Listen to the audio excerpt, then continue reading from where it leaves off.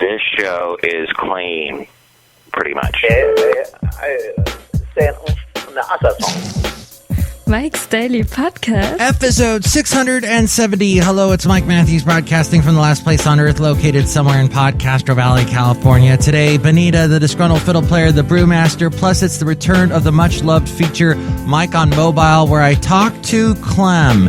He hasn't been on the show in a couple years, so this should be a fun reunion. And we'll find out what the Pope did yesterday that was very significant. Mike's Daily Podcast. I was wondering, do you have a fear like me where I'm afraid of being sat on by an elephant? Mike's Daily Podcast. Yeah, it's something, to worry about. Yesterday we had Shelley Shuhart, and she told us about someone who she's not spending too much time apart from, and that would be Ryan Tosling Jr. He wrote a book, a self-help book, that I found superior to me, and it made me feel unconfident. It was weird. Mike's Daily Podcast. And she retainer spat all over the microphone, which electrocuted me and made me moan. Mike's. Does that kind of hurt? Daily. It was a fun show yesterday. Podcast. Go back and check it out because it was interesting. Yeah! I had no idea that our gift shop here at the last place on earth is full of self-help books that are all written by Ryan Tosling Jr. He's a real guy. Okay, maybe not. Oh, gosh. It is just spring all over. It is allergy time. I'm feeling it all of a sudden. My nose wants to punch my eye. And it's really close to my eye, and that could happen. That's probably another thing I worry too much about, that and being set on by elephants. And another thing that irritates me is people who fast forward through the beginning of the show. What, you don't like my singing voice? What, you don't like my bizarre observations? What, you don't like the interesting news stories that I pull out? What, you don't like what? Are you like one of those people that fast forwards to the beginning of Mark Maron's show? I was listening to the Slate Culture Gab Fest, which I used to listen to all the time, and then they did something that really irritated me. They have this guy on there named Stephen Metcalf. First, Dana Stevens is on there, and I talked about how she was at the Stitcher Podcast Awards, and I wanted to go meet her, but this lady sitting next to me ambushed me and asked me a bunch of questions, and then Dana Stevens left. Dana was gone. Not that I wanted to stalk her or anything. Not that I even at once agreed with any of her movie reviews. Actually, that's not true. I never go see movies. So I'm actually thankful that she reviews movies because she goes and watches them so I don't have to. And Stephen Metcalf on that show mentioned that houses are bad. He said that there's no reason why you should buy a house because houses make a bunch of noises at night, and they're weird and big and creaky and scary. So he basically wants us all to rent apartments. It's true. Go back and check the tape. Honestly, there's probably no way in hell that you could check the tape because he talked about that like 3 years ago or something. For some reason, that stuck out in my mind. Anyway, they were talking about how they fast forward through the beginning of Mark Maron's show. And I thought, well, but I like the beginning because Mark Maron, one time I heard him talking about how Whole Foods is run by this crazy guy, and he tried to buy, Mark Maron tried to buy some stevia at Whole Foods and couldn't believe how expensive it was. I thought that was profound. And the other thing I found interesting is people who call you. They call you like twice and don't leave a message. Okay, maybe you don't feel like talking to them when they're calling. Maybe you see the caller ID and you're like, oh, not this person. This is going to be a long conversation that I'm never going to get out of. Oh, just ignore that. And then they call back and you're like, oh, this must be important. Oh, they'll leave a message and I'll find out if it's important or not. And they don't leave a message. It's just like that person that's calling you is saying, I will not bow. I will not heel to your rules. I won't leave a message. 30 years ago, people loved leaving each other messages. We hated writing each other. Of course, there was no text back then, but those were the two options. You call someone or you write someone a letter. And some people really got into writing letters. The real literary types. They'd get the nice card stock and they'd have it all nice and clean, and they'd clean their desk off, clean the workstation, and they'd get the little calligraphy pen and dip it in the inkwell and write and then sign the letter with regards and a nice flourish of a signature, and then put it in the envelope, oh so nice and folded perfectly, making origami swans cry, and perfectly folded, put into the envelope, a commemorative stamp put on, not just a regular stamp. We didn't have the massive variety of stamps like we do today. Back 30 years ago, it was just like one. It had a flag on it. But you get a special stamp of Elvis and put it on the envelope and do the nice calligraphy address and return address on the envelope, and then hand deliver it to the mail person, who then mailed it to the intended recipient, who thought it was junk mail and threw it out. That's what it was back then. But see, we made writing so much easier with texting by abbreviating words. Laugh out loud and whatever LMAO is. LMAO. That's a sandwich, right? Oh, look who walked in. Hi, Mac. It's Benita the Rodeo Queen. How y'all doing? And it's a disgruntled fiddle player. Tell you what. What? Texting is such a pain. I hate texting because my fingers are really fat. Just like mine. Yeah, plus my hands are all gnarled and dirty from all the years of work and disgruntled fiddle playing and just being a gnarled up old man type thing. Yeah, and it's tough to type in the words on those touch screens, right? Yeah, I hate it. So why can't people just call each other? Nobody wants to talk to each other anymore. They'd rather write each other. Nobody wants to get on the phone and say, hey, how's it going? Back 30 years ago, people loved talking to each other on the phone. The hours that I wasted. Yeah, big deal. So I hear y'all gonna have on my nephew today. I thought he was your brother. I don't know. Yeah, Clem's going to be on in just a moment. So don't fast forward through this part to get to the Clem part, because this is all very important stuff, right, Disgruntled Fiddle Player? Yeah, big deal. Look who else just walked in. Oh, damn, I can't make the root beer. I'm the brewmaster. Oh, boy. Oh, Brewmaster, what is this root beer that you have made today? It looks so... Oh, Basil wants some. He's trying to get the glass. Oh, wait, That was my delicious Pope root beer. You made a Pope root beer? Yeah, don't you have a story about the Pope? No. You were talking about that at the beginning of the show. You kind of look like the Pope with that little hat that you have on. And you got that big jolly face like he does. Thank you. Are you Catholic? No, I'm Wiccan. You're Wiccan? Do you know what that means? Oh my gosh, the thunderclouds, lightning, look out. Yeah, I met a nice lady and she told me I should become a Wiccan. And I'm like, okay.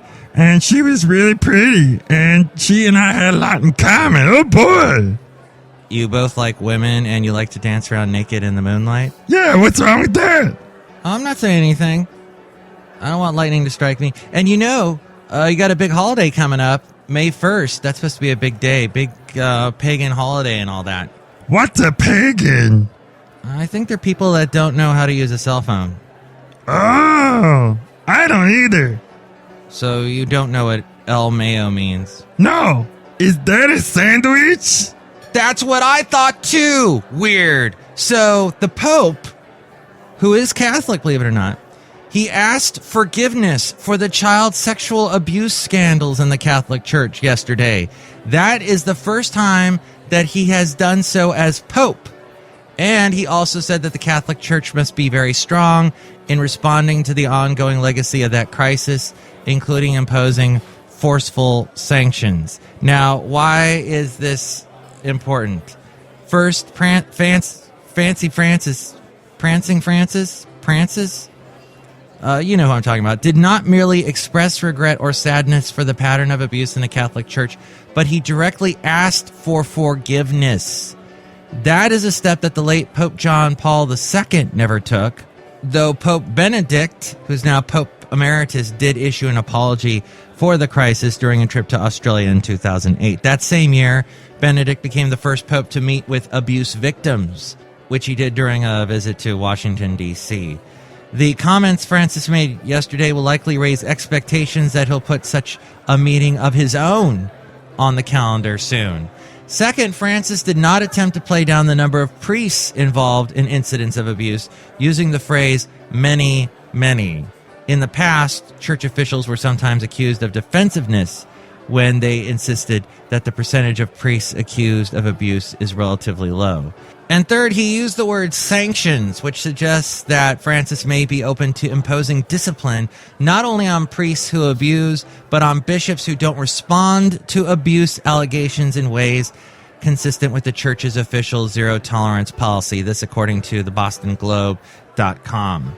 May 1st and 3rd is when the Pope's new Anti-Abuse Commission is going to hold its first meeting. While its primary task will be to identify other experts to involve in its work and to flesh out the group's structure and procedures, it may also begin to wrestle with the accountability issue with an eye to eventual recommendations to the Pope. And you should watch on pbs.org the Frontline they did in February about Pope Francis and Benedict's handling of the child abuse scandal in the Catholic Church. It was fascinating. What do you think about all this? Email me, mikesdailypodcast@gmail.com. We read your comments on the section emails from email, mikesdailypodcast@gmail.com. And then you can also email me there if you'd like to be a guest on the show or if you'd like to sponsor the show, mikesdailypodcast@gmail.com. And then there's the website, mikesdailypodcast.com, which has the new Mike's Daily Podcast radio on it. Click that little box you see on the left-hand side of the page, and you can listen to Mike's Daily Podcast and awesome music all day and night. That sounds like a Kink song. Or is that a Wicca song? Something. I got it from somewhere in my brain. And there's also links to where to listen to the show and subscribe to the show in iTunes. We're also on Facebook. Like the Facebook page, and when I post a new show, share it with your friends so that more people find out about us. And that will help get the word of Mike's Daily Podcast out there. And maybe someday those people at Salon or Slate or whatever it's called will, they'll talk about this podcast and how you should fast forward through the beginning of it. And that'd be so nice of Dana and Steven for saying that. There's also a link to where to find us on Twitter, Tumblr, Yelp, Mixcloud, Spreaker, SoundCloud, and YouTube. There is a link to the Amazon deal of the day on mikesdailypodcast.com. Click on that and buy something, and that helps support the show. You can get a great discount on whatever it is that they have the deal on at that particular moment. And there is also the blog and the daily podcast picture at mikesdailypodcast.com. Mike, did you say Wicca? Yeah, Wicca. Are you Wicca if you all go online and use Wikipedia? No. Well, Mike, that's great, because I like to go online all day and look up trivial stuff. It's a lot of fun. Bye now, bye, computers, annoy me. Mike on Mobile. Welcome to Mike on Mobile. Today we are talking to someone we haven't spoken to in a long time. His name is CLEM. And Clem, do you mind if I sit down next to you here somewhere on your couch? Your couch has quite a few springs popping out of it, but here, I'll sit. Okay. How are you, Clem? We haven't talked to you in a couple of years. How's it been? Well, I signed up for Obamacare, and now I'm facing the death panels. So I think I got about 2 days to live then. Yeah, that's what they tell me then. Well, Clem, death panels? I feel really bad for you. That's terrible. You don't like Obamacare? Well, they decide if you live or die, and I do enjoy the living part of my life. The dying part has always been for the Mexicans or the blacks. Clem, the Obamacare is supposed to help everybody out. Why are you saying that it's bad? I don't understand. What is it? I mean, it's supposed to help everybody so that we don't have people going without health care. Well, the gays, they trying to get you to have blood transfusions, so they give you gay blood and make you gay. And it's just a gay agenda. If you've seen the movie Frozen, I'm sure you're probably gay now, which is why it's grossed so much money. Have you seen Frozen? Well, that's neither here nor there. Can you sing, let it go, let it ride? So, you know what? I think secretly you want to be gay, Clem. Is that true? Speaking of the movie Noah's Ark that came out with Russell Crowe, they make him look like a drunken fool, and they don't mention the word God. So that's my most recent gripe with Hollywood, although I wish they would make more movies. It's not exactly a documentary. But then again, I do love Lindsay Lohan, so... So you want to have a documentary, or as you say, documentary, of the flood with Noah. How on God's green earth are you expecting someone to travel through time to be able to see the flood? Is that what you're expecting? I don't understand what you're saying. How hard, Clem? How hard could it be to fit 2 million animals on one boat big enough for just 3 people? It's God's will. It will be done. Hallelujah. Praise Jesus. Clem, I love your simplistic view of life and how everything is so wonderful. But you're saying you like Hollywood. You like to see movies. Is that what you're saying? You enjoy movies?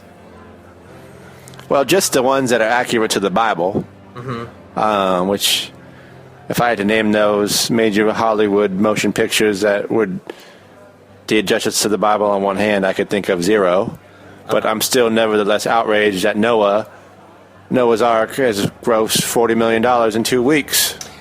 The guy that did Noah, Clem, did a movie called Pi, and it's the only movie I've ever seen him do.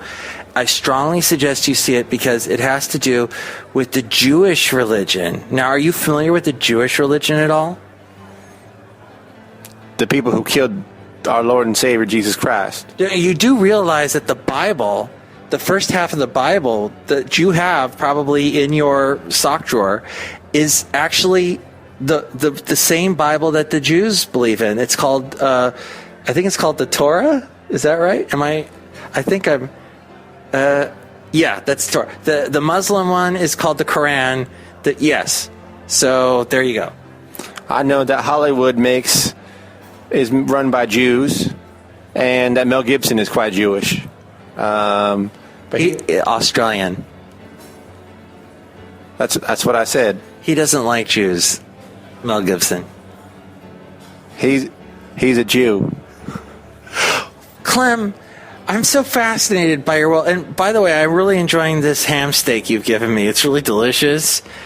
And this beer that you... Wait, is this moonshine? You gave me some very clear liquid. Is this some moonshine that you made? That's just straight isopropyl alcohol. Wow. This is why I can't... You know what? My vision, it's double vision. Do you know Foreigner? Heal my eyes with your double vision. I bet you grew up on that kind of music. And do you like Leonard Skinner? Sweet Home Alabama. Roll Tide. Wow, you are so Alabaman. Clem, what was else I going to ask you about? Oh, so you like Lindsay Lohan? She's the only ginger that I'm aware of in the world who has a soul and money. Yeah. What about Lucille Ball? She was a ginger. I do love the chocolate conveyor belt scene.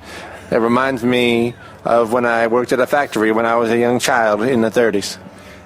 How many closets full of wife beaters do you have? Well, they give the sexiest tan, which is no secret. The big secret is you don't actually have to wear one to beat your wife. You could beat your wife without wearing one. But Chris Christie, 2016. Chris Christie. So you're voting for Chris Christie in 2016. He's the only choice I'm aware of at this point. I thought you would like Rand Paul because he's more like his dad, Ron, and he's all Southern and everything. Kentucky. He's a fascist. What? Whoa, you just blown my mind. So, see, this is me getting down to the level of what you guys believe in, because I'm on this other level, this other plane, if you will. I'm not saying it's the right plane, but I'm on a different plane. And your plane is, it's like on its way to like the Dominican Republic. To the Dominican Republic, which I've never been to. I'd love to check it out. My question to you then would be, do you think that the Republicans are going to do a clean sweep of the House and the Senate in this year, 2014? I know the Democrats are very worried. Chris Christie is like a fat baby Jesus from New Jersey who happens to take great vengeance on anyone who opposes him. It's as if he's in the mafia and unaware of his complete lack of control, and he likes to close bridges. So Sarah Palin built the bridge to nowhere, and Chris Christie shut down the biggest bridge in the world. And I think if you combine their forces together, Christie-Palin 2016, you get a recipe for America climbing back to democracy. A bridge to the future. A bridge to heaven. Wow. Clem, you're truly brilliant. I had one more question for you. Like, what do you think about podcasts in general? Do you listen to podcasts at all? I know you're a simple folk. Maybe you don't listen to podcasts and stuff like that. I only tried podcasts once in college, and it made me very paranoid. Made me have dry mouth.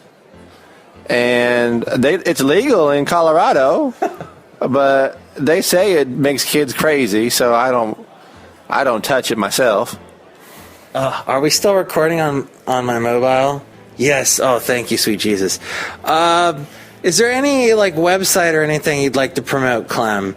And by the way, Clem, do you remember? Are you the Disgruntled Fiddle Player's brother or nephew? I don't remember anymore. And he's not around to ask. Thank God. Well, when you think about it, if we go back to the story of Noah, we're all descendants from Noah, so it doesn't. These are details we don't need to concern ourselves. I may have a few children with flippers. But the fact of the matter is that when you marry a cousin, they have a 60% chance of having flippers or being mentally unfit to operate a motor vehicle. But you can still have sex with them. Okay. So it's kind of a double-edged sword there. Now, I just feel really weird that I'm related to a guy who's so... Noah, I wish I was related to a guy named Yes, something a little more positive. Noah sounds so negative. I feel, and how come it's taking forever for GarageBand to load on your computer over there? Do you have a theory about Apple products? Well, the ghost of Steve Jobs is among us. Some say he was the devil reincarnate. I happen to believe that all Apple products are a gift from God. Chris Christie, actually, funny you should mention his name. He kissed my baby, one of the flipper ones, and the flipper went away. So I'm not sure what that means. Wow. But I do love Apple products. That's the moral of that story. Well, actually, we're recording this on... Are we still recording on this? Yeah, on an Apple product, so that's amazing. Well, I'm glad that your child's flippers went away.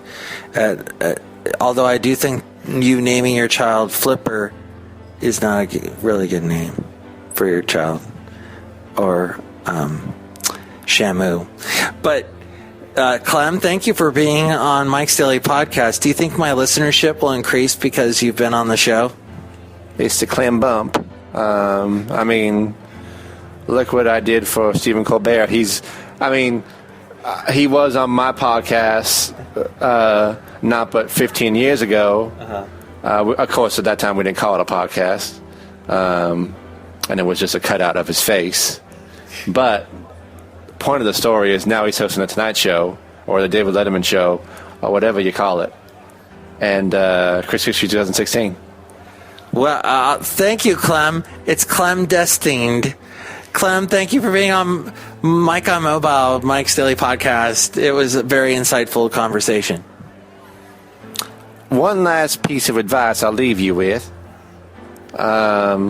Boom, ba-ding, boom. That was my banjo. Boom, ba-dum, boom. Don't get blood transfusion from the gays.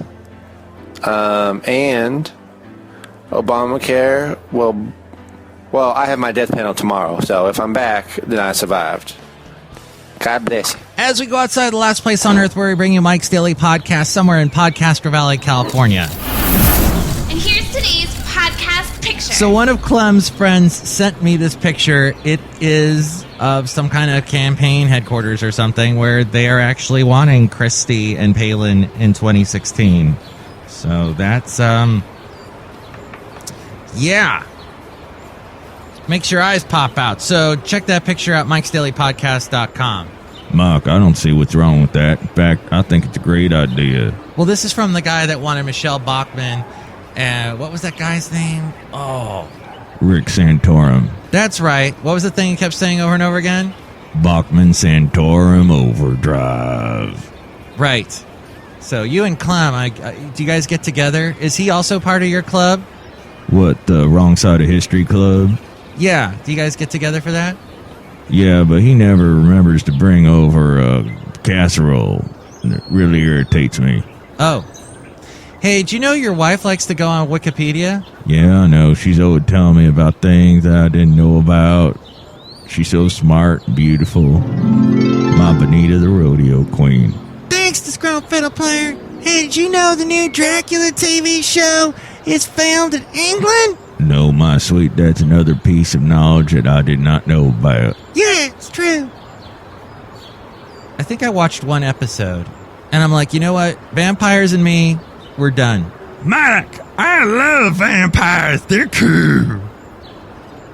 Uh-huh. I'm dating a Wiccan.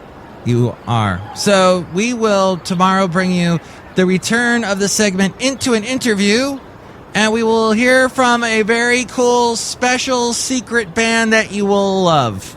Plus, we'll hear from Madame Rootabega, Valentino, and Bison Bentley.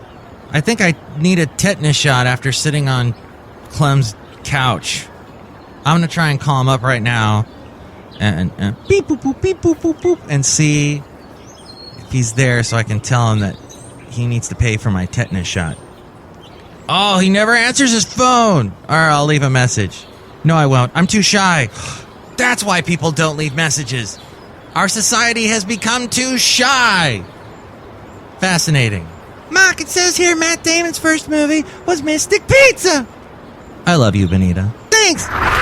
Mike's Daily Podcast is written and produced and performed by Mike Matthews. His podcast is super easy to find. Download or listen to his show and read his blog at MIKES-DAILY-PODCAST.com. Email Mike now at MIKES-DAILY-PODCAST@gmail.com. See you tomorrow. Bye. I'd like to order an LMAO sandwich. Oh, boy.